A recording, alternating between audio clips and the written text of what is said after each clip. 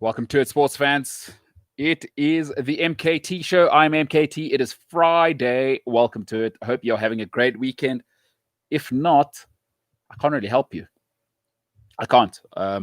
Hopefully, this hour we spend together will bring some sort of joy to you. But if you're not having a good weekend already, there's nothing I can do for you. That is how I cheer people up. It is a cold, cold world, and I'm here to deliver that news. All right, well, let's distract you for an hour. Welcome to it. MKT, Gareth Cliff, the Cliff Central, of course, movement. We're changing the world. That's exactly what we're doing, changing the whole world. Sports entertainment at its finest. And let's get into it. Oh, my goodness. Thank goodness real football's back. I've had enough. I've had enough. So we'll chat a bit of football, chat a bit of course, Arsene Wenger's book. I got to read some excerpts from there. And interesting interview today with Jose Mourinho. Of course, Mourinho always wanted to have a pop calling Gareth Southgate Gary Southgate. And he said, hey, I didn't know that his name was Gareth. I like that. I've always liked that about Mourinho. He's a piece of work. He's a piece of work. That's what he is. And then lastly, hey, yesterday we had somebody asking questions that I was hating on Arsenal. My cousin watched the show. She gave me a call this morning. The biggest Arsenal fan this side of, I don't know, of Ian Wright. And I had to really waste 45 minutes of my time because she got emotional and said, I'm dismissing her team and hating. Her words, hating. I'm a hater. So I said, I'm not a hater. Let's look at the numbers. We spent 45 minutes this morning. So I thought I'd address it just so Arsenal fans realize that it's the numbers, not me. I'm not a hater. I am biased, and I'm biased to the numbers. I'm sorry. So we'll chat about that. We'll finish off with the Gooners and the struggles they'll have to get into the top four in my eyes. Let's get into it. Hey, one thing the pandemic has done is it's shown all of us what we really are. And that's quite brutal. So that starts at the personal. It extends to relationships. It extends to how valuable we are at work. It's shown everybody what we really are. And you know, your value is always defined in how necessary you are. So I think what the pandemic has shown me is what's really necessary, not what do I want, what's really necessary. And then to boil it down is who am I really? I like to think I'm disciplined, right? I like to think I'm pretty disciplined. But the pandemic for me has shown me exactly how disciplined I am. Because it has asked questions, and when you're alone, you can light social media. You can put pictures of lions on Instagram and tell people what a beast you are. In the dark, you and your pillow, it's you and the pillow. What's my point there is, you know, once you know what you need, life's simple. You got to have discipline. Once you know what you need, right, life gets very, very simple. Because you never get tempted by what you want and the ancillary things, and you know, we know how people fall off the track. You can take that into your own life. It can start with food. It can end up in divorce. Everything in between, right? You get distracted. You take your eye off the ball. One day you're Tiger Woods and you're smashing everybody in the world. Next day you are, you're Tiger Woods, but you've lost $500 million with Nike. This is what happens when people aren't disciplined. My point is why are we playing international football in the pandemic? It is not necessary. Number one, there is not one international tournament that makes money in the world. Not one. Not the World Cup. I looked at the numbers this morning. Not the World Cup, not Euros, not AFCON. None of them. So is the pandemic a real thing or not to FIFA? I don't understand it. And secondly, international football doesn't make money. Thirdly, you're playing friendlies. Why are you doing it? Why are you doing it? Listen, I need to do sit-ups and push-ups every day. Otherwise, I'm going to have a gut. All right? I want to have chocolate cake. That's what I really want to do. Now, I need to do one of those things to have the things that I want. To be healthy, stay alive, not be grumpy, you know? So we all want chocolate cake. We all want it. We all want to have dessert for breakfast. Now you can make that choice and keep international football and have AFCON and have the World Cup and have Euros, and then you have Kevin De Bruyne crying. The Premier League makes $11 billion a year, give or take, bottom line. Now I've got Thiago Silva flying back from friendlies and qualifiers for useless tournaments. Can't play for Chelsea. Hey, that's where the money is. By the way, that money goes to UEFA, FIFA. Every league has to pay FIFA. There's a sanction fee for everybody. Why are you playing? It makes no sense to me. It's like, oh, coronavirus is a big thing. Let Cristiano Ronaldo go have dinner with his friends. And naturally, the footballers aren't going to have masks. I don't blame Ronaldo for no mask. He's sitting in his football team as a healthy young man. Why would you put them out there? Why are you flying? We know that you trap people, of course. You need just one guy. Ronaldo has COVID. Boom. It's incredible that none of the Portugal team have COVID. It's so ridiculous. It is so small-minded by FIFA. Why are they playing internationals? And I'll tell you what, I hate international football, but just pause it for the pandemic. Put it on pause. We got Euros at the end of the year. We already know who's qualified. Nobody cares about friendlies. Quite frankly, you know what? You restructure. Pivot, for goodness sake. FIFA's a dinosaur. Pivot. Use Euros as, hey, you come top 10, automatic qualification for the World Cup. We don't need friendlies. We don't need World Cup qualifiers. I don't want to hear Azerbaijan's story about not getting to play a friendly. I don't care about Iceland. I just don't.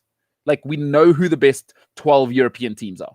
Sorry, stop giving me the David Goliath thing. We know 99% of the time who the teams are. I don't care if England don't qualify.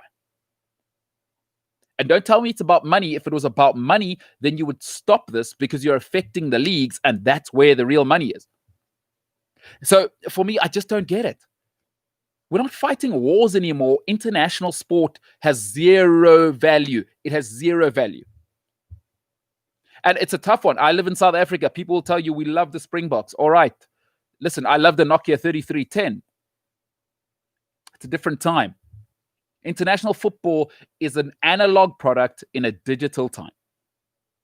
It is an analog product in a digital time. It's dead. It serves no value.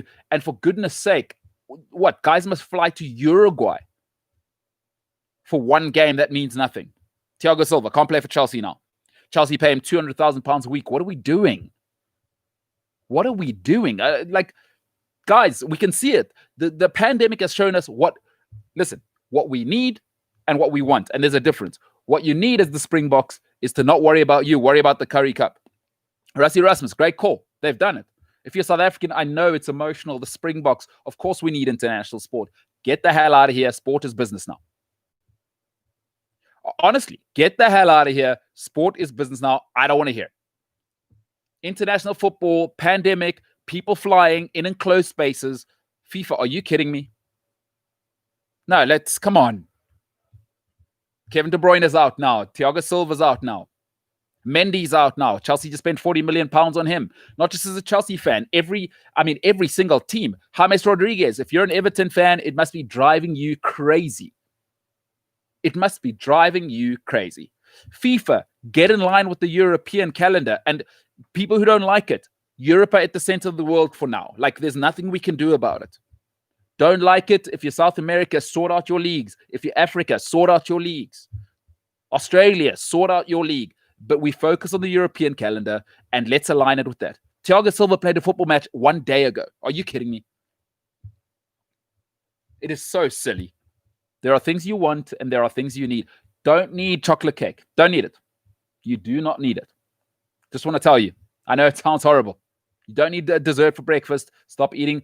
Hey, listen. But what happens is what's happening to FIFA now. FIFA, it's falling apart. People want to eat pizza for breakfast. Oh, my goodness, I had a big night. Let me have pizza for breakfast in the microwave. Oh, I can't believe I'm overweight. Listen, you get what you deserve. You get what you deserve. I'm sorry. And FIFA is getting exactly what they deserve. Nobody watches international football. Nobody pitches up anymore. It's all about the Premier League, La Liga, and Serie A.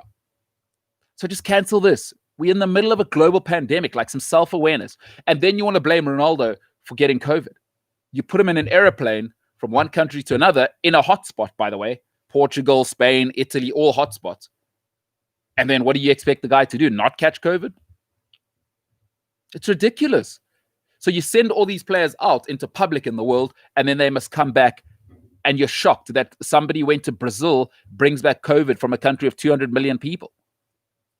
I mean, he's had to deal with 80, 90 people at the airport. If they deal with 3 people each, there's the number, 250 people times 250 by every single player. That's how many people they've dealt with. I mean, come on. And listen, there's a real disaster of a situation. If you're an Arsenal fan, Kieran Tierney, that is madness. Kieran Tierney is going to spend longer in, by the way, Kieran Tierney is going to be longer in quarantine. This is where the rules are. Okay, listen, I don't want to make the rules, but Kieran Tierney is going to spend longer than a player who was exposed to with COVID in quarantine. Why? Why was he anywhere but a bubble? Why? We don't need to reinvent this thing. FIFA, stop with the big ball contest, right? Who's got the bigger? I mean, come on. It's what the British call a pissing contest, right? Is stop now. We know what the model is. NBA, NFL, they're showing us how to do it. NFL struggling slightly. Okay, 60 people on the roster. But the NBA showed you exactly what you do. Bubble. Not send people to Belo Horizonte for 16 hours, and now they're coming back through 3 airports. Airplanes. Air steward. I mean, how big is a crew on an airliner? It's God, please. Madness. Cancel. Just, you know what? This has shown you don't need international football at all. Cancel all of it. World Cup every 4 years. That's it. Terrible. Terrible. Hey, let's move over to this. Jose Mourinho today, don't know if you saw the interview, says, of course, Arsene Wenger's not going to put me in his book. In 14 matches, he didn't beat me once. And I'm sorry, and this isn't a Chelsea bias. I said it before. Arsene Wenger became your analog manager, digital time. Gotta go. You gotta go. Jose is that new guy.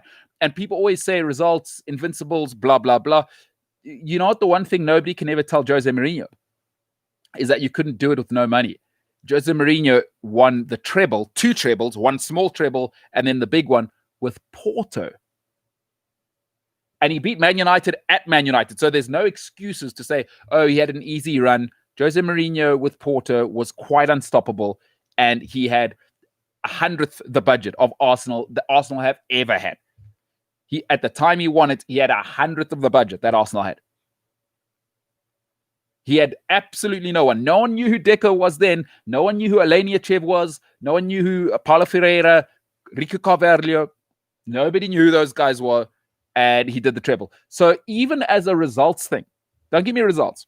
Because, by the way, Wenger had his chance. He was in an FA Cup final or in a Champions League final, and he wet the bed. It's not close. Jose Mourinho is, I'm sorry, 2 or 3 times the manager Arsene Wenger is. It's about winning. Stop giving me legacy. Stop getting emotional. The reason people play professional sport is winning. And in our time, there is nobody in our time, even Fergie, Mourinho, for the length of time Mourinho has been around, can't compare. Fergie cannot compare to what Mourinho did. And Mourinho's done it everywhere. He's traveled and he's made history everywhere. By the way, 2 trebles. Everyone keeps talking about Fergie's treble. Jose Mourinho has 2 very special trebles. One in Portugal. People say, all right, that's easy enough. Nobody has ever done it in Italy. Nobody has ever done it in Italy. It's nearly impossible. It's an impossible league to score. In Italy, once you're 1-0 down, it's a mess. Catenaccio. It's all over. They lock it down. So if you're an Arsenal fan, please don't get emotional. Jose Mourinho is better than Arsene Wenger. Both trophies, and he's more built for this modern time. Wenger stayed too long. That soured his record even more. Looking forward to reading the book, but it's not a diss, I don't think. Listen, he's, I just think that's what it is. I think that's what it is. Listen, I'm going to take some questions, and then I will get into my Arsenal topic. Jesse Brains Roberts says, disciplined. You better believe it. You better believe it. By the way, Jesse used to be my roommate. He is one of the most disciplined human beings. Yes, really. When you say disciplined, if you live in Cape Town, look him up. Dr. Roberts, Dr. Jesse Roberts, the chiropractor to go to.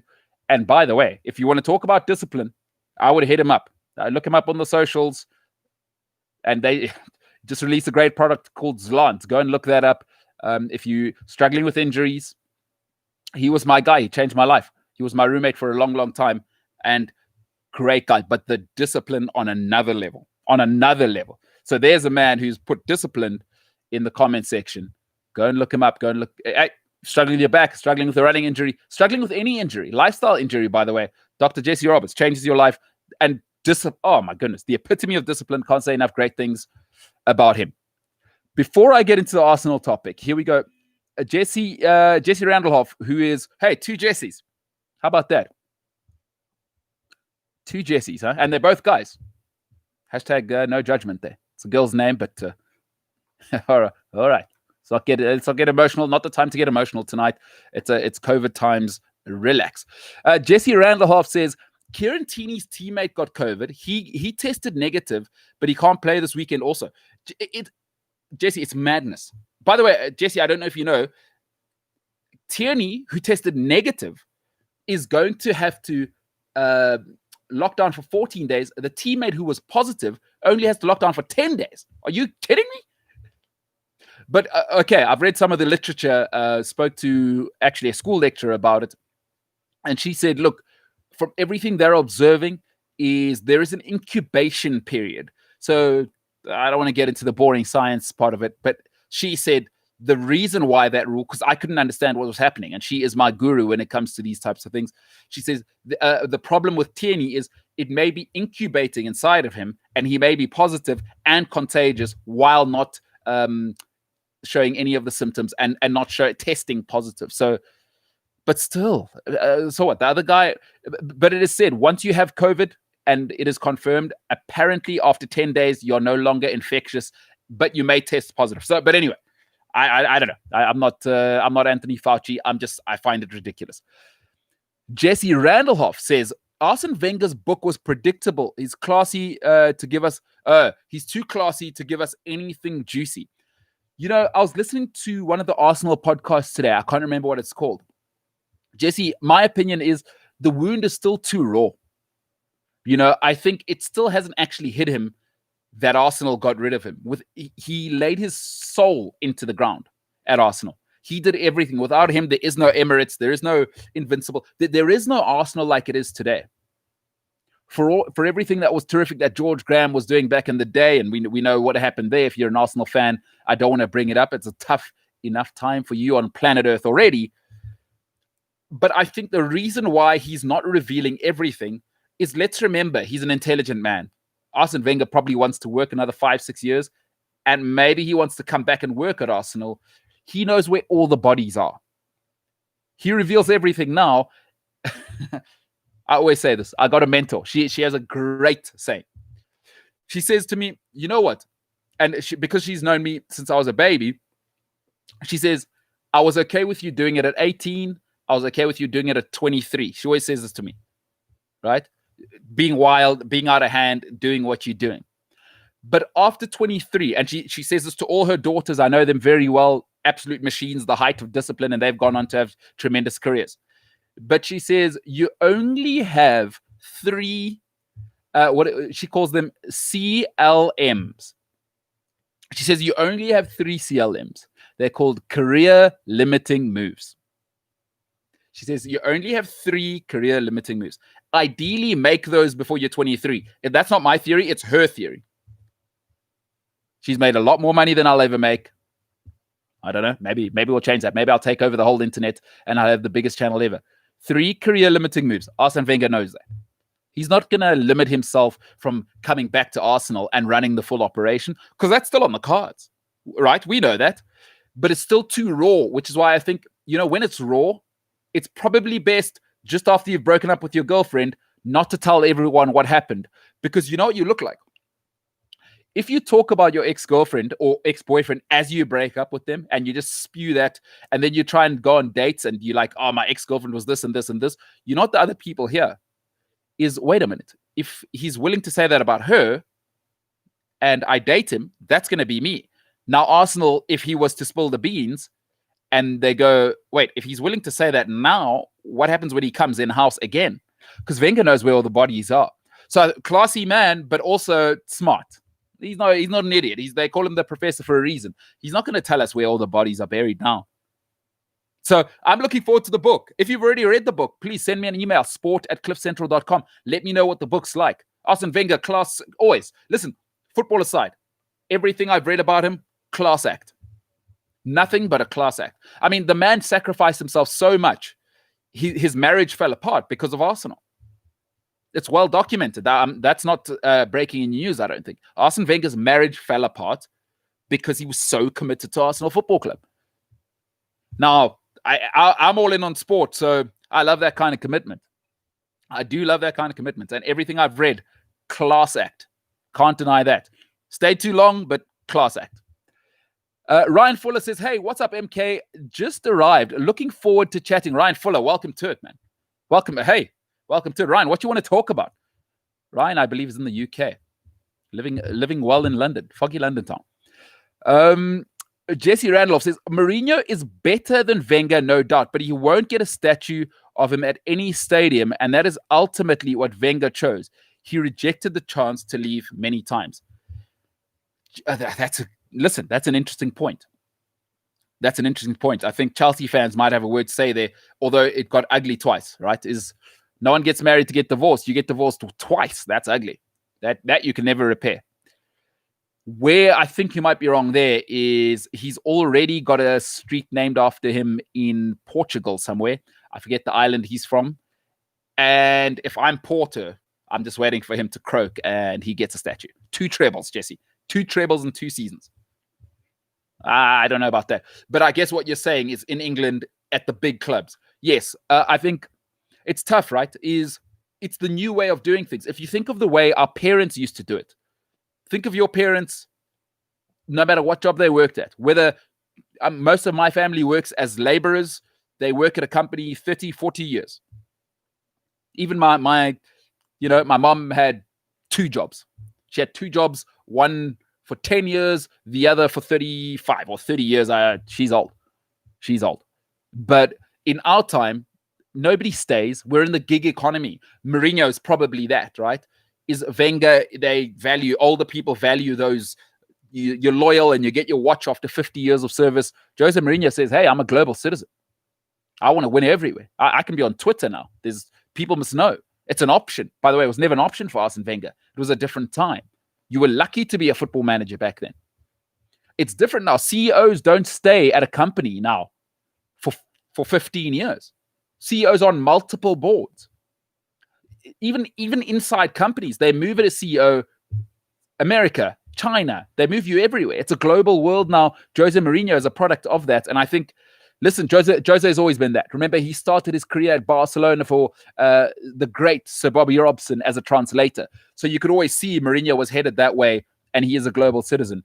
I think he might get a statue at Porto, but I agree with you, Jesse, probably more of a mercenary, hate that term, but maybe let's call Jose more a product of the gig economy rather than Arsene Wenger, who was one place, father figure, stay all time. So interesting one. So you don't even think he's getting a statue at Porto, huh? Wow. That's an interesting one. Ryan Fuller says, let's talk about SA cricket. Oh my God. Listen, I'm hoping to get a guest on Monday about SA cricket, because that is becoming, and I've always said it, I insulted spaza shop owners before. I want to keep apologizing. You can never say a good thing enough times. I said SA cricket is run like a spaza shop. I was wrong. Spaza shops, the owners of spaza shops are brilliant at knowing their stock, their money, exactly how much is in the till, how much must come out, and how to balance the books. They don't need to have a ledger. They know exactly what's going on, and they put 4 or 5 kids through school on no budget. So spaza shop owners, I apologize. SA cricket is a joke. But Ryan, I'm not sure if you hear at the beginning. I said it at the beginning. COVID did not shut businesses. I said at the beginning, COVID shows us what we need, right, and what we want. So SA cricket is another thing. Burn it all down. I mean that hypothetically. It's broken. COVID didn't shut SA cricket down. We mustn't say that. Indian cricket survived. Australian cricket survived. IPL survived. Why? The business models were robust. Adequately skilled people in place. Not people spending 30 million rand on a Sunday Times advert. That happened, by the way. Go and look that up. These are the types of people that were employed there. In life, be careful what you ask for, because you might just get it. And a mentor of mine, great story. She she was explaining to me why businesses fail. So 91% of businesses, by the way, shut their doors before 3 years of operation. But she says even big operations, she showed me the model for Nikon, for Kodak, for BlackBerry. The doors of your business are shut 5 years before they come and repossess the building or shut the building and put clamp it up. 5 years before. If you haven't pivoted 5 years before, especially at the rate of change in business now, you're dead 5 years before. You just don't realize it. You just don't realize it. What you need is adequate people. We call them actuarial scientists or futurists, really. But actuarial scientists are the best ones you have because they tend to be very... If you don't know what an actuarial scientist is find your most boring friend and give them 150 to 170 IQ. They are unbelievably dull. They sit by themselves and they massage and they torture numbers. And those numbers generally tell them the truth. So actuarial scientists build business models and they build certain things in the future of businesses to let you know if this thing's going to work or not. Now, there's very few of them that are great. None of them worked at SA Cricket. So, people always bring things unto themselves. And I'll tell you, I brought a lot onto myself in my 20s. A lot. Not a victim. I don't want to hear it. I don't want to hear SA Cricket crying. I don't want to hear it. They deserve everything they're getting. They deserve everything they're getting. I have no sympathy. I have no empathy. The players are the victims, and we as the idiots that kept paying 100 Rand, 200 Rand to go and watch cricket while these vampires bled us dry, we are the victims. I don't ever want to hear anything about woe is me from these guys that have been taking home 3, 4, 5 million Rand bonuses. By the way, paying themselves bonuses to this day. Brian Molefe, we know who the people are. It's a shambles. What's unbelievable is how resolute our school system is. Because isn't it amazing? I mean, Norkia, we've all seen what he's been doing at the IPL. Another one now. Rabada, another one now. We got bowlers for the next 10 years again. Not one of those was developed by SA Cricket. I don't want to hear it. It's testament to the South African school system. It is testament to the South African school system. How do we keep churning these guys out? In fact, we churn out so many. Hey, England, do you want Kevin Peterson? Keep him and we'll still be better than you. And he's your best player of all time, probably. Ireland is basically the Protea team. Andrew Strauss, South African guy. Hey, you take him. One of your best openers ever. We don't care. We got Gary Kirsten. You know what we're going to do? Graham Smith's going to follow him. Oh, you think we're done with Graham Smith? AB de Villiers is going to follow him. Don't worry about it. You think we're done there? Hashim Amla is going to follow him. Who's going to follow him? Jacques Callis is going to follow him. It is testament. Our school system is spectacular. It is absolutely spectacular. Solutions for another time. But, it's Friday. Let's try and keep it positive. I don't want to talk about those clowns because that's what they are. And I feel no empathy, by the way. People must fall there and jail needs to happen. Will it? Different show. But testament. If you know these schools, Cape schools, Joburg schools, and the Midlands schools, and Durban, East Coast schools, phenomenal systems. Honestly, we are the breadbasket of world sport. We really, really are. You look at rugby, you look at cricket. It's unbelievable. Those two sports owe South Africa more than any. It is unbelievable the numbers we churn out. I mean, look at this. How did we go from Gary Kirsten, Andrew Hudson? All right, they were great. Daryl Cullinan. And the systems were, decent then. And we had a good system till about 2003. All right, we got a great team. Statistically, the greatest test captain of all time. Jacques Callis, Graham Smith. All right, that's got to be the peak. No, AB de Villiers is coming in. Don't you worry about it. Herschel Gibbs will replace him. Gary Kirsten will replace him. Graham Smith will replace you. No development by SA Cricket. All school products. Look at our rugby product. It's unbelievable. I can't say enough. Schools, that's all I got to say about cricket for now is let's be positive about despite SA Cricket, despite the foolishness there, we're going to be okay. I think South Africa, more than any country in the world, is going to be okay. Our school system is silly.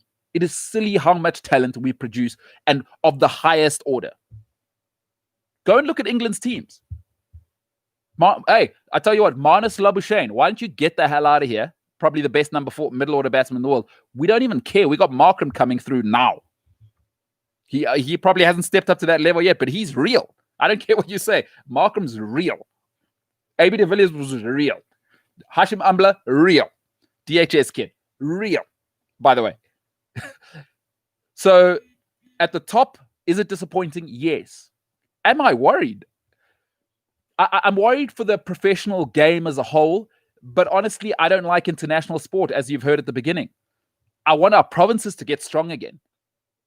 And I'm not worried about the talent and the production line.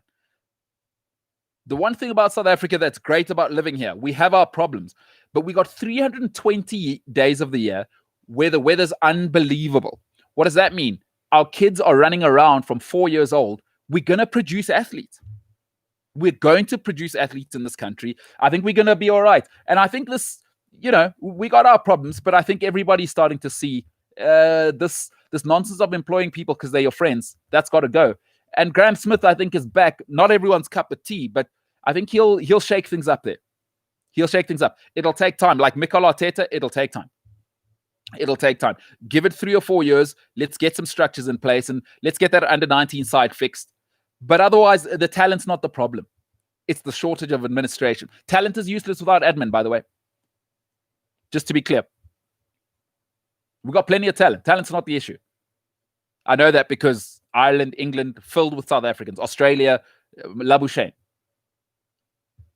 So that's what I got to say now about SA cricket. Not too bad. Not too bad. Before I take the next questions, let's discuss our last topic, and then I'll take our last questions. Please, if you've got any questions for anything, put them in the comment section. Let me finish off with this. I said to you this morning around 11:30, I got a horrible phone call. I get it from my cousin. She is an Arsenal fan. She thinks it's my problem that Arsenal are doing this badly. And every week I got to tell her, this is what it is. You are what you are. But last night we had I forget who it was, saying that I'm a hater of Arsenal. And my cousin watched the show because she listens to it, she says, in the car on her way to work. And she said, wait a minute. What do you mean? What are you talking about with Arsenal saying it's going to take us 3 to 5 years? That's what I said last night if you didn't get a chance to watch the show. It's going to take 3 to 5 years for Arsenal to get back into the top 4. I said to her, with maybe in 5 years you win the league. Maybe. That's maybe, by the way. And she's smart and she's brilliant, but she's emotional. Arsenal is her long-lost lover. She will not hear a negative word about them, and she knows everything about Arsenal. She has every book. She would marry Arsene Wenger if he lived here. You cannot say a bad word about the man to her. I bet you she'll buy every copy of the book, soft cover, hard cover, audio book. She just loves Arsene Wenger and loves the Arsenal. But I said to her, here's the reality. Here's why I say it's going to take 3 to 5 years. If you've been in business, if you've been around people, is you don't just stop bad habits like that, by the way. That's not how it works. You try to lose weight before? You've gone out of a bad relationship and try and get into a good one? How long does that take? How long does it take to get into a good mental space? Businesses are no different. By the way, businesses are built by people. They're not just things that stay there. Arsenal's not a thing. It's a living, breathing element because it's developed by people. And people are people. People take time to it takes longer to get out of easily, right? It's easy to form bad habits. It is murder. It is murder to get rid of them. Arsenal have had 17 years of bad habits. You think you're going to turn it around in 15 minutes? Arsene Wenger said top 4 is a trophy. That's a bad habit. If you want to win, that is a bad habit. Let me tell you why. So let me break down the numbers for you, why I say it's going to take 3 to 5 years. Let's just look at the last season. I don't want to get into the last 3 seasons where you've been in the Europa League every season. Let's just look at this current world because I know we live in a Twitter, Instagram world. Everything is now. Nothing has ever happened before. We don't know anything. Everything is now. Everything is a disaster. Fix it now.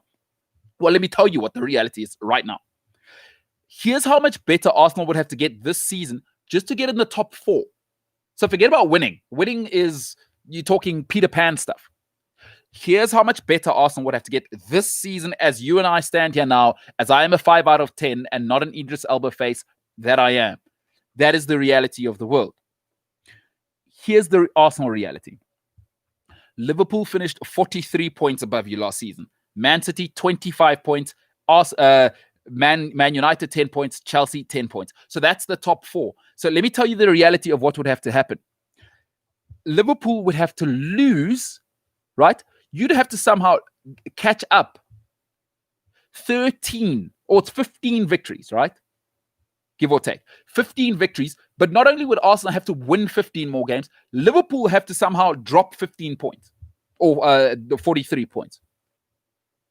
So Liverpool have to somehow be 43 points worse, and Arsenal have to be 43 points better just to be equal to Liverpool. Same story with Man City. You got to be 25 points better. That's 8 wins. That's an 8-win swing. So you're telling me Man City are going to get 8 wins worse? 8 wins. By the way, Arsenal need to get 8 wins better as well. It's not just that City have to drop 25 points. Somehow Arsenal have to go and find 8 wins more with a not too different team. Come on now. I don't hate Arsenal. I'm just telling you, this is what the numbers are saying. Don't hate me. Don't hate the player. Hate the game, is what the kids said in the 90s. And then United and City, you're going to have to find 4 wins, and United and Chelsea, are going to have to lose 4 wins somewhere. But remember, you were also 6 points behind Leicester. That's really a 3-game swing. Arsenal are going to have to win 3 more games. Leicester are going to have to lose 3 more games. Leicester have gotten no worse. They've only gotten better. You were behind Wolves and Spurs. All right, that's a sort of even money bet. Good luck there. I think Spurs have gotten better. That's going to be tough. So to get into the top 4, the very least you're going to have to do is win 4 more games and hope United and Chelsea and Leicester lose 4 more games. That's why I say it's going to take 3 to 5 years. Because while you've been getting worse, by the way, Chelsea are getting better. City are getting better. Liverpool are getting better. They're not standing still. This is the tough thing for people to realize in life is if you stand still, other people aren't standing still as well. And by the way, when you rejoin that mission to get better, they're already where they are. They don't go, oh, you're back there. All right, listen, let's come join you at the start line. Man United will bully Arsenal financially out of it now. Because while Arsenal have been floundering and messing around with Alexis Sanchez and Mesut Ozil contracts and Carl Jenkinson contracts and having David Luiz for whatever reason and Granit Xhaka costing 30 million and having Mustafi, do you know what Man City have been doing? They've been buying Kevin De Bruyne. They had Fernandinho. They had Vincent Kompany. They've got Pep Guardiola. They've got Sergio Aguero. They've got Brazil's number 9 in Gabriel Jesus for the next 10 years. They've got Raheem Sterling. They've got Ilkay Gundogan. Whilst you were buying, Mohamed Al-Neni. That's the reality. And now you have to undo that. The analogy is this one. Have you ever tried to squeeze toothpaste? Right? You squeeze toothpaste all the way out. Squeeze toothpaste, and now it's all out. Now try and put it back in that tube. It's an example my headmaster once used. It's a lot harder to do something than to undo it. And that's true of human psychology. It's true. It's mostly true of bad decisions. Listen, we're in lockdown right now. Look down at your body. Tell me you got the body you want. And I know everybody, it's summer. Now it's level 1. Oh, I'm going to run every day. I'm going to start eating fruit and mangoes. And then real life happens. Your girlfriend gets sick. Your mom gets sick. At work piles up. And now you're eating hamburgers 3 times a day. Arsenal are the person who's trying to keep a 3-child household together whilst their company's falling apart. Life's real. And unfortunately, it's so brutal, I know. But life doesn't wait for anybody. By the way, there is no more brutal element to life than business. Man City haven't been waiting around. Man United are not waiting around. This is the worst Man United have been in 30 years. Arsenal can't keep up with that. That's how real it is. Man United have been horrendous for 7 years. Horrendous for 7 years. And Arsenal can't get near them. Folks, bad behavior, 17 years of bad behavior. You don't just turn it around like that. Trust me, I was a booze bag for 10 years. I know. I don't drink now, but bad behavior, unfortunately, it's easy to pick up a bad habit. Try and get a good habit. Discipline's real. By the way, Jesse Roberts, the guy I was telling you about, Mr. Disciplined, he'll tell you all about it. He's Mr. Discipline. Dr. Jesse Roberts, he's Mr. Discipline. You go and ask him, how long does it take to pick up a good habit? And I read this Instagram nonsense with these pictures where there's somebody standing by a lake after they've just done yoga and it takes 21 days to pick up a new habit. Nonsense. Nonsense. I have a mother who's a psychiatrist. Let me tell you the truth. It takes about 4 years to pick up a good habit. 4 years to truly ingrain it in your character. Arsenal have too many bad habits. They have Mohamed El-Neni. They had Carl Jenkinson on a contract for 5 years. They have Mesut Ozil. It's not a good contract to have on your books. You cannot have your record signing being Mesut Ozil. And it's a bit of a pattern because Alexis Sanchez, how did that end? Robin van Persie, how did that end? Cesc Fabregas, how did that end? William Gallas, how did that end? These are bad. It's not an anomaly. By the way, the Sanchez and Ozil situation are not an anomaly at Arsenal. It's who you are. It is in the fabric of the club. I'm sorry, you're not getting 43 points better, 25 points better, or 10 points better in 3 years after you've been mucking it up for 17 years. I'm sorry. We are who we are, people. We are who we are. Took me 10 years. It's taken me 10 years, and I still have bad habits. I stopped drinking 2013. Trying to get on the straight and narrow. I still have bad habits. You think Arsenal are going to turn around in one? Businesses are living, breathing things. They are people. And there are people within Arsenal right now that really believe top four is a trophy. How long do you think it's going to take Mikel Arteta and the new regime and Edu to get rid of that? Be honest. Be honest. It's not going to happen overnight. It's not going to, it's going to be like turning around the Titanic. It's going to be, before you even worry about winning, you're going to have to instill the culture first. That takes time. If you've played sport at any level, winning's hard, man. Winning is hard, especially in a market which is so competitive. Because Juventus don't stand still. While you're still trying to figure out the fundamental stuff, Juventus are signing Cristiano Ronaldo. While you're worried about Ainsley Maitland-Niles being your left back. This is a hard talk for Arsenal fans. And Lindy, if you're watching, don't even comment because I know you're in your feels right now. That's what the kids say, by the way. You say you're in your feels. That's I want to be young. I want to sound young. You're in your feels. That's what Arsenal fans are in their feels. Hey, you are what you are, man. And it's you know what you do in life? Be honest. I'm out here sounding like I'm on a Jesus sermon, but once you accept what you are, it's really easy to get into good habits. Like, here's the reality. Here's what I am. All right, let me work from there. And that's what Arsenal are doing. I think Mikel Arteta has been great. I think Edu has been great. We can kind of see them. That Jenkinson's gone. Ozil, you're not part of it. They're now starting to get real. 3 to 5 years. You heard it here first. You heard it here first. You heard it here first. Hey, by the way, push a like button if you like what you're hearing, because that helps us move up the algorithm. We're trying to outfox San Francisco and the valley down there. We want to be the biggest channel on the whole of the planet. Those are my thoughts. If you're an Arsenal fan, get out your feels, man. Get out your feels. Lindy, if you're watching, sorry, not sorry. Hey, that's another young people thing. Sorry, not sorry. Let's see here. SA cricket is run like an ANC municipality. Wow. Jesse Randolph is not holding back. An ANC municipality, you're saying, huh? For those who don't know, we do have a few international viewers. Is the ANC is the political party which runs the country, which runs the government. Jesse Randolph he's pulling no punches. Fair enough. Fair enough. Things are not good right now. I like that, Jesse. Very good. Ryan Fuller says, my brother runs a successful cricket academy in Somerset West, and I can safely say we have all the talent, and the same goes for most sports in South Africa. The question is, how much can we keep the politicians out? Now, that's a very good question. That's a good question. Look, Ryan, I don't really want to get too deep into the philosophy of it. Every successful country that we venerate in the world, you need a strong government. Now, I think what we need is maybe...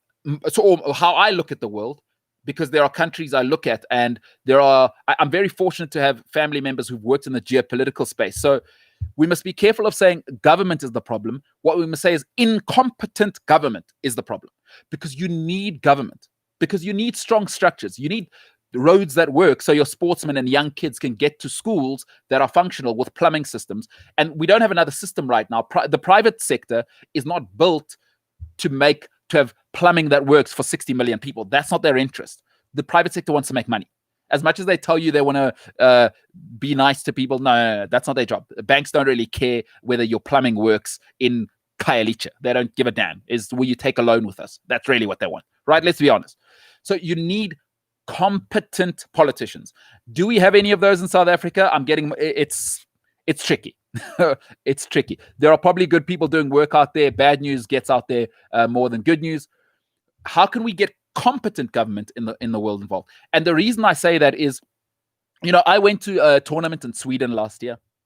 It is the biggest football tournament, the biggest youth football tournament in the world, but ultimately the biggest football tournament when we talk purely on scale. I saw a marvel when government actually works. I hadn't been back to Sweden for a couple of years, and I was in the Swedish second city. My favorite city in the world is Stockholm for a number of reasons. Number one is it's functional. I'm a very functional person. Does it work? Yes, keep it. Does it not work? Get it the hell out. I don't like frills and fuss. And listen, you know what I like? I like to eat the same thing. I like pasta and mince. I don't like creme brulee. I don't like it. Don't give me the extra stuff. I don't care about that. I sleep on a floor. I don't care. I'm a functional person. But anyway, my point is, in Gothenburg, I saw where the government essentially made it possible, right?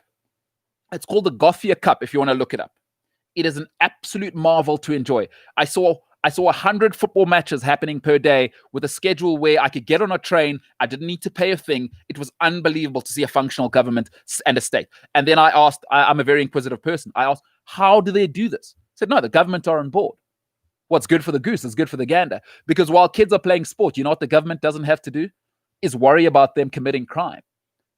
Is worry about kids and parents fighting and divorce and parents at home suffering and divorce and things like this happening. If you keep kids occupied, whether it's the arts, by the way, I'm not just saying sport is the only way out. Sport is not the only way out. I'm biased. I like to think everyone should play sport, but hey, not everybody wants to kill themselves for 6 months to prepare for games. That's okay. If you want to draw and whatever, is the government has to be functional. But I saw this in Sweden. My point is, and I know in South Africa, we're enraged, and quite rightly so, damn it.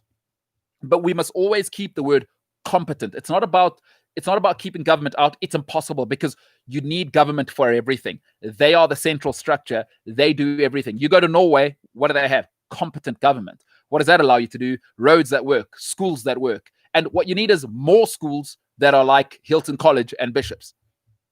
And it's possible because I was in Sweden and I saw what public schooling is like. And they do have private schools, by the way. It's possible. I've seen it. My old man lived in Germany for a long time. Great schools. And they have private schools, by the way. What you need is more St. John's that is possible on the taxpayer's dole. It's possible. But what does that need? Competent. So I always say we are in our infancy as South Africa, and I'm not a politician, so I don't need to say anything to be popular. I know competent people. I hope one day they'll be in government. And I know people that want to do great things. So Ryan Fuller, I totally agree. What we must do is it is unacceptable to be incompetent. Whether you're in government, private sector, and I hope your Brothers Academy. Hey, Ryan, put your Brothers Academy's name and we'll give them a shout out. I love when South Africans are working hard for South Africa. Listen, I'm biased. I love South Africa. I love it. So anything I say is probably not accurate when it comes to South Africa. I'm unbelievably biased. I'm a patron. I'm too patriotic. I am. I'm blinded by my South African patriotism. So I truly believe in that. Jesse Randolph. Ryan, I hope I answered your question, and I hope your Brothers Academy does well. Put your Brothers Academy, please, in the comments, and I'll give it a shout out. Jesse Randolph says, what's your predictions for the weekend? Did I miss that? Also, it's a Milan derby this weekend. Zlatan still got it. Listen, I'll start with the second one. My favorite footballer of all time, El Tractore, got me to love football. Javi Zanetti, Inter legend. I absolutely love Forza the Azzurri. Listen, I'm all Inter. So they're awful. They are awful. Inter awful. Got rid of Icardi. Great news. What do I think? It's probably the worst derby in the history of the derby. Both clubs are on their knees. I think Conte's got it right, though. I think Conte's got them right. I probably see a win. I've been watching Inter for a while now under Conte. Boring as hell, because that's what Conte is. Even at Chelsea, snorefest. But they're intense. They look like a Conte team. They're intense. They got a little bit of quality now. 3-1. 3-1 into Inter. Will I watch it? Probably not. Hey, listen, I only got so many hours in the day. I got to try and train in the mornings. I got Premier League all day tomorrow, by the way. And then I've got NFL on Sundays. I will not give up my NFL for Serie A. I won't do it. My Minnesota Vikings, a joke at the moment.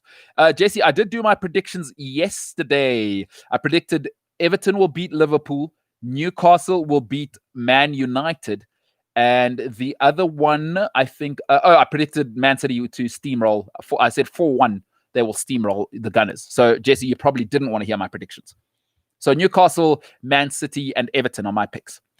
And Jesse Randolph says, yeah, I agree with Ryan. Yeah, all right. So, agreeing there. Jesse Roberts having a laugh, probably at something I said, because we live together, and he is just a machine. Can't say enough good things about him. Jesse Randolph saying, Arsenal are closer to Chelsea than Chelsea are to Liverpool. Look, Guardiola is leaving soon. Liverpool is declining. Chelsea is going to fire Lampard. Man United are a shambles. I believe in Arteta. I also believe in Arteta. By the way, two things can be true. I also believe in Arteta, but I also believe in science and numbers. Arsenal, I'm sorry, you don't get to... Listen, we've all got a cousin who's been a delinquent. Now, by the way, I was that delinquent in my family, but we all have a cousin who's a delinquent who comes back 10 times and asks for money because this time they're starting a course. This time they're going to go get their driver's license. This time they've got their act together. Jesse, I've seen this Arsenal act before. It's been 17 years. I'm sorry, it's been 17 years. And Arsene Wenger has to take some blame for that. But I'm biased to 17 years of bad behavior. I'm going to judge you off that, not 6 months of a pandemic lockdown period, as much as I want to. And even if Mikel Arteta is Jesus Christ of Nazareth, there is no way, Jesse, there is no way. Now, listen, Liverpool have to decline 43 points this season for you to be on their level.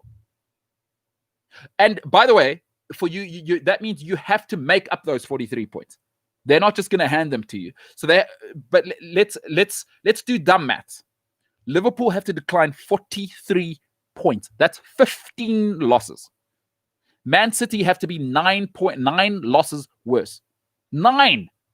They're not going to be 9 losses worse. Even if they have a horrible season, they'll lose 5 more games than they did last season. At their very worst.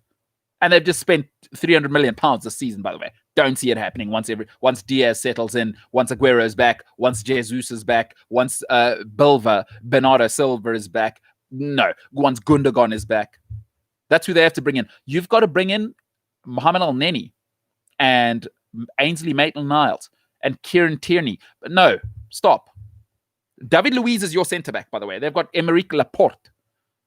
They've got Cancelo as their backup right-back. Come on. I've seen 17 years of... I'm biased to evidence. 17 years tells me Arsenal have been incapable of matching a horrendous Man United. That means you have to get 9 wins better to catch City. You've got to get 4 wins better to catch Man United and Chelsea, who were awful. Both were awful last season. By the way, Chelsea nearly spat the dummy, nearly threw away top 4. So let's just leave it at top 4. Jesse, come on. Even if Mikel Arteta has been dropped by the Nordic gods straight out of Asgard, with all the powers that he can be given, there is no way he's turning around Arsenal. Because what about the deadwood? Nobody ever thinks about the deadwood. It's the deadwood that's the problem at Arsenal. It's not the new players. The new players are doing all right. But when you have 40, 50% of the club with still that mentality of, oh, we're just happy to be in the top 4. There's no way Liverpool, City, United, and Chelsea are declining enough for Arsenal to be above them this season. I'm sorry. Not in one season. Where? On what planet? On what planet? Even if they fire Oli at United. And Jesse, if you say I'm being biased or I'm wrong, for the last 7 years, Man United have been the worst they have ever been. They've been a shambles. They had Ryan Giggs as a manager at a stage. They had David Moyes as a manager at a stage. And you couldn't beat them. They had David Moyes and you couldn't take advantage. What must I do about that? I'm sorry, you are what you are as Arsenal. And my cousin may throttle me because I think I'll see her on Sunday. She may throttle me, but it's not going to stop me from telling my truth. I'm sorry. Jesse Randolph, and I like you. Jesse Randolph, by the way, is a friend of the show. And if Arsenal, I love Arsenal, class act, but you are what you are. I'm as much as I tell myself I'm Idris Elba, I have a mirror. I have eyes. I wear glasses. I'm not. This is the sort of 4.5, 5 out of 10 face I'm going to have to live with my rest of my life. I am what I am. Once Arsenal accept that, that's when you move forward. Psychology 101 there. Psychology 101. Hate to tell you. Don't know if you've seen Cedric the Entertainer, by the way, on Kings of Comedy. He says, I don't know what to tell you. I don't know what to tell you. I can't tell you. This. By the way, this show is not about lying. We're not going to lie here. I am the truth keeper, the truth sayer of Africa. Sorry, Jesse. Sorry, I can't believe it. He says Chelsea, Liverpool, Man City. Even if Pep leaves, they probably get Pochettino, and then what? Still got Kevin De Bruyne and Riyad Mahrez, by the way. I forgot about him. Hey, heard of him? Jesse Bryan says, who is going to win the PSL season? Good question. By the way, hoping to have the great Peter Musamane on the show within the next month. Had a word with him. He is fired up about Egypt. But I think probably Kaizer Chiefs. Sundowns are going to be in a rebuild, and they've got Gavin Hunt. There's nobody who knows how to win in this country like Gavin Hunt. He's great. He's the guy. We'll try to get him on the show as well. He's great. He's a South African great. Never gets the credit he deserves. Should have had the Bafana job long ago. But okay, is what it is. Jesse Randolph says, as someone that's been to the States, what is the game day experience all about? Which one? Because I'll actually tell you, you know what's the best game day experience? The college football experience is better than the NFL experience. The NFL experience is clearly more business driven. And also, I guess I was a little younger. I probably enjoy the NFL. Put me in an NFL box now. I'd probably do it. Like, I don't go to cricket games anymore unless it's test cricket. But I've said I don't go to one-day cricket unless I'm in a box. I'm old. Can't be sitting there with guys who were downing 6 beers. That was me at 22. I'm 34 now. But the greatest game day experience was when I went to the Texas Longhorns playing Alabama in Texas. They got their stadium, I think, was 90,000 people. All orange. Insane. That is the greatest game day experience. It's unbelievable. They do something called tailgating, Jesse, which is guys are getting lit. That's young people language again. I'm so young. They get lit from about 8 o'clock in the morning. They have what we call a braai, barbecues. Guys get together, they're chatting, playing music, blasting music. People are walking around. People are having parties at their houses on campus. It is nothing. There's nothing in South Africa that comes close to it as an experience. Nothing comes close. So Rocking the Daisies is as good an experience as you're going to have in South Africa for an outing, for an international outing, if you haven't been. But it is not close. It's not the best sporting experience I've ever had in my life, but certainly one of the top ones. Jesse, it starts in the morning. It's a festival. It's a festival every week. And it is, by the way, college football in the South of America is bigger than professional football. And it's a cult. It's a cult. It is cult movements. The Crimson Tide, Alabama Crimson Tide, of course, the great Nick Saban, 6 titles in. He just got COVID, by the way. So, by the way, you think I sleep on the weekends? I do not, because I watch college football. And this weekend, Texas take on, or is it? It's Georgia, Alabama. I don't know, but I listen. I'm an Alabama fan. Alabama, roll tide, roll tide. So, Jesse, it is like nothing you have ever experienced. It is a festival, and then inside it is 90,000, but still not the best sporting experience in a stadium I've ever had. Don't know if people care about that. I will tell you if anybody cares. So, Jesse, remarkable. Just remarkable. Transcendent. One of the most transcendent experiences I've ever had. Jesse says, if we got a chance to win Man City, if we got a chance to beat Man City away, do you think this weekend they got Sterling up front? I do think it's this weekend. But Jesse, here's what I think as well: is Pep's going to turn the heat right up. He's going to turn the heat right up now, and now they're going to get to see a Pep Guardiola they probably have never seen at Man City because they're not doing enough. There's still enough players on that team to go and beat Leicester. You shouldn't be losing. Don't want to hear about Gundogan being out. Like, still, Raheem Sterling, are you world class or not? And now I think Pep's going to dial it up to 11. There's a famous movie. If you know the movie, I'll be very impressed. He's going to turn it up to 11. And I just don't. I think when great players have to win, they win. When greatness comes and it has to win. LeBron James this year, he had to win. Patrick Mahomes, Tom Brady. When you put great people in a position where it's non-negotiable to win, 9 times out of 10, not always, 9 times out of 10. Do I think you'll beat them this weekend, Jesse? I just don't see it because the onslaught's going to be too great now. Pep's had enough, and the players are they've been having like military type training. I'm afraid from here on out, the league is you're on a warning now. You're on notice. Don't see it this weekend. I'm sorry. I don't like for Arsenal either that Kieran Tierney can't play because he gave you some nastiness in that back three at the back. Now it's Luis, Gabriel, and you're gonna have to play holding. Do you like that? In the words of Kirk Cousins, the quarterback for my Minnesota Vikings, you like that? And if you don't know what I'm talking about, go and use YouTube. He's a terrible quarterback, but you like that.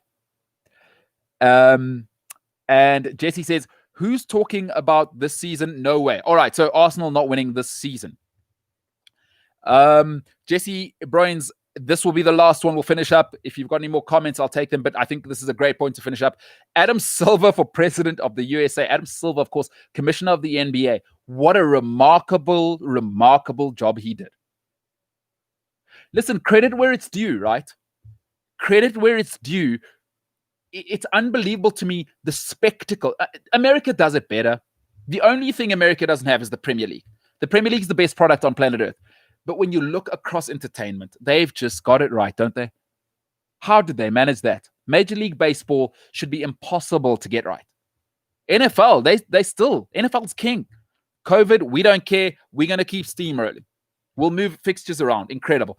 But what Adam Silver produced as a spectacle. And you know what's great about what Silver did? And I don't think he'll ever get credit enough for this. He managed the Black Lives Matter movement. LeBron James is basically like the face of that, right? He managed that, and then he still managed to keep LeBron in check to produce what matters. Hey, a friend of mine always says, keep the main thing the main thing. The basketball was out of this world. When we talk about Jamal Murray now, he's a superstar. Where did that come from?